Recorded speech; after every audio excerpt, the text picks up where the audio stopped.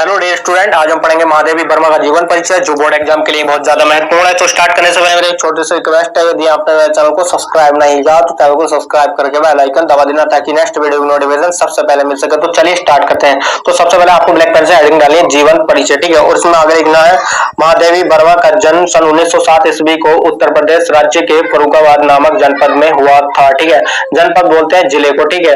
जो इनका जन्म हुआ था 1907 ईस्वी को उत्तर प्रदेश राज्य के फर्रुखाबाद नामक जनपद में हुआ था, ठीक है। और इसके बाद लिखना है इनके माता पिता का नाम और उनके बारे में, ठीक है। इनके पिता का नाम श्री गोविंद प्रसाद वर्मा तथा माता का नाम हेमरानी देवी था, यानी कि इनके पिता का नाम जो था वो गोविंद प्रसाद वर्मा तथा माता का नाम हेमरानी देवी था, ठीक है।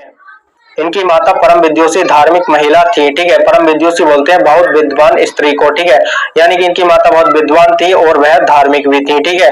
इनकी प्रारंभिक शिक्षा इंदौर में और उच्च शिक्षा प्रयाग में हुई थी, यानी कि जो इनकी सर्वप्रथम सबसे पहले शिक्षा हुई थी वो इंदौर में और उच्च शिक्षा प्रयाग में हुई थी, यानी कि इलाहाबाद में हुई थी, ठीक है। इन्होंने संस्कृत से एमए उत्तीर्ण करने के बाद ये प्रयाग महिला विद्यापीठ में प्रधानाचार्य हो गई, यानी कि इन्होंने जो प्रास्नातक किया था वह संस्कृत से एमए किया था और बाद में ये प्रयाग महिला विद्यापीठ में प्रधानाचार्य हो गई। इनका विवाह 9 वर्ष की अल्पायु में हो गया था, यानी कि इनका विवाह बहुत ही कम उम्र में हो गया था, ठीक है। इनके पति का नाम डॉक्टर रूप नारायण वर्मा था, यानी कि जो इनके पति थे वह भी एक डॉक्टर थे, ठीक है। इसके बाद लिखना है परंतु इनका विवाहित जीवन सफल नहीं था, क्योंकि इनका विवाह बहुत ही कम उम्र में हो जाने की वजह से इनका विवाहित जीवन सफल नहीं था, ठीक है। महादेवी जी ने घर पर ही चित्रकला तथा संगीत की शिक्षा प्राप्त की थी, यानी कि इन्होंने घर पर रहकर ही चित्रकला और संगीत की शिक्षा प्राप्त की थी, ठीक है। इसके बाद लिखना है इन्होंने नारी स्वतंत्रता के लिए संघर्ष किया, यानी कि जो नारी के अधिकार होते हैं उनके अपने अधिकारों को दिलाने के लिए इन्होंने संघर्ष किया था, ठीक है। परंतु अपने अधिकारों की रक्षा के लिए नारियों को शिक्षित होना आवश्यक बताया, ठीक है। यानी कि उन्होंने नारियों को पढ़ा लिखा होना आवश्यक बताया, ठीक है।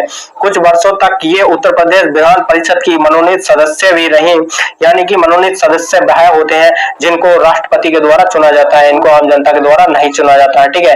ये कुछ वर्षों तक उत्तर प्रदेश विधान परिषद की मनोनीत सदस्य भी रही, ठीक है। उसके बाद लिखना है भारत के राष्ट्रपति से इन्होंने पद्म भूषण की उपाधि प्राप्त की, यानी कि पद्म भूषण की जो उपाधि होती है यह भारत में दिए जाने वाला उच्च दूसरा नागरिक सम्मान होता है, यानी कि दूसरे नंबर का यह सम्मान होता है, ठीक है। और उसके बाद है और 1983 ईस्वी में यामा पर ज्ञानपीठ पुरस्कार से सम्मानित किया गया था, ठीक है। यानी कि उससे पहले पद्म भूषण की उपाधि से अलंकृत किया गया था और बाद में यामा पर ज्ञानपीठ पुरस्कार से सम्मानित किया गया, ठीक है। और अंत में लिख देना 11 सितंबर 1987 ईस्वी को इस महान कवयित्री का स्वर्गवास हो गया था, यानी कि इनकी मृत्यु 11 सितंबर 1987 ईस्वी को हुई थी, ठीक है। इसके बाद लिखना है इनकी रचनाओं के बारे में, ठीक है। रचना हेडिंग डालनी है और उसमें लिखना है महादेवी जी की प्रमुख कृतियां इस प्रकार है, ठीक है। और फर्स्ट पॉइंट डालना निहार, ठीक है। इसमें लिखना है यह इनका प्रथम प्रकाशित काव्य संग्रह है, ठीक है। जो निहार है इनका वो सबसे पहला काव्य संग्रह है, ठीक है। और सेकंड पॉइंट डालना रश्मि, और इसमें लिखना है इसमें आत्मा परमात्मा विषयक आध्यात्मिक गीत है, ठीक है। जो रश्मि है इनका वो आत्मा परमात्मा विषयक आध्यात्मिक गीत है, ठीक है। थर्ड पॉइंट डालना नीरजा, ठीक है। नीरजा में लिखना है इस संग्रह के गीतों में इनकी जीवन दृष्टि का विकसित रूप दृष्टिगोचर होता है, ठीक है। जो नीरजा है इनका इनकी जीवन दृष्टि का विकसित रूप दृष्टिगोचर होता है, ठीक है, नीरजा में, ठीक है। फोर्थ पॉइंट डालना है सांध्या गीत, ठीक है। सांध्या गीत में लिखना है इसमें इनके श्रृंगारपरक गीतों को संकलित किया गया है, यानी कि जो सांध्या गीत है इसमें इनके श्रृंगारपरक गीतों को लिया गया है, ठीक है। और फिफ्थ पॉइंट डालना दीपशिखा, और दीपशिखा में लिखना है इसमें इसके रहस्य भावना प्रधान गीतों का संग्रह, यानी कि जो दीपशिखा है इसमें इनके रहस्य भावना प्रधान गीतों का संग्रह है, ठीक है। और लास्ट पॉइंट डालना यामा, यामा में लिखना है यह महादेवी जी के भाव प्रधान गीतों का संग्रह है। जो दीपशिखा उसमें रहस्य भावना प्रधान गीतों का संग्रह है और यामा है वो भाव प्रधान गीतों का संग्रह है।